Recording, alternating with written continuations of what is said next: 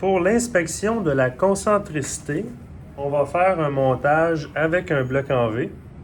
On va utiliser un palpeur et un vernier de hauteur. J'ai un exemple de pièce ici que je veux inspecter la concentricité. La surface à inspecter, c'est ce diamètre-là. On veut savoir si ce diamètre-là est concentrique avec mon diamètre de référence qui est celui-ci. La concentricité, c'est est-ce que l'axe de ce diamètre-là qu'on veut inspecter est concentrique par rapport à l'axe de la référence. Où est-ce que je veux en venir avec ça? C'est que ma pièce, le diamètre que je veux inspecter pourrait avoir un défaut, exemple d'ovalité, de lobbing, elle peut être conique. Ça, la concentricité, on ne vérifie pas ce défaut-là. C'est vraiment l'axe de l'élément par rapport à l'axe de la référence. Ce que je vais faire, je vais monter ma surface de référence sur le bloc en V et je vais m'assurer que ma référence tourne bien dans mon bloc, qu'on n'ait pas de variation. Je tourne un 360 et je vois que mon palpeur est très stable. Ensuite, ce que je vais faire plusieurs cercles de vérification. Là, je vais zoomer pour que vous puissiez bien voir. Je vais commencer à gauche. Je dépose mon palpeur. Je trouve le point le plus haut que je vais mettre à 0. Et je vais faire une rotation complète. On voit que le palpeur, il bouge. Là, ici, je crois que mon palpeur ne touche plus. Je vais redescendre le palpeur un petit peu plus et je vais recommencer. Je vais chercher mon point le plus haut que je vais mettre à 0. Ça aurait pu être le point le plus bas aussi qu'on aurait pu mettre à 0. Et je vais faire une rotation complète. Là, il faut que je m'assure que je suis au point milieu.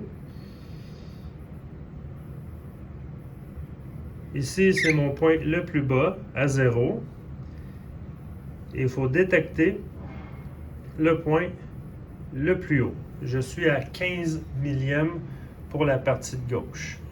Ce que je vais faire sur une feuille, je vais noter mes valeurs. Ça, c'est mon diamètre que je voulais inspecter. J'ai pris ma première mesure à gauche. J'ai trouvé 0 et j'ai trouvé 15 millièmes. Et je vais poursuivre. Je vais faire un deuxième cercle d'inspection au centre. Je trouve le point milieu de mon cylindre. Et je peux changer le 0 de mon cadran.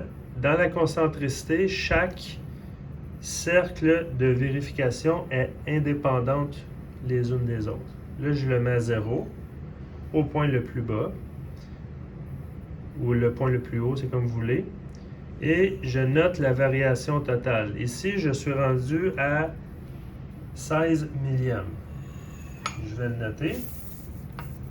0, 16 millièmes. Et je vais faire une dernière vérification. À droite complètement. Je trouve mon point milieu de mon diamètre. Je vais trouver, parce que là ici, ça se trouve à être le point le plus haut que je mets à 0. Je m'assure de le mettre à 0 comme il faut.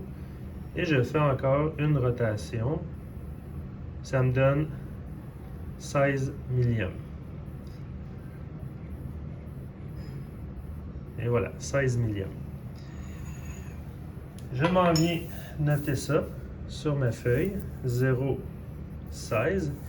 Et la concentricité, il va falloir prendre un de nos cercles de vérification qui a la plus grande valeur. Ici, on a une valeur de 15 millièmes, ici 16, ici 16. Ma plus grande valeur, c'est 16 millièmes. Et Dans la concentricité, le diamètre qu'on a inspecté, si on est certain qu'il est circulaire, la valeur qu'on a trouvée avec notre palpeur va être tout simplement la valeur de concentricité, 16 millièmes de concentricité. Si on a un défaut d'ovalité, ça ne fonctionnera pas de cette façon-là pour trouver la concentricité. Dans une prochaine vidéo, je vais vous expliquer ça.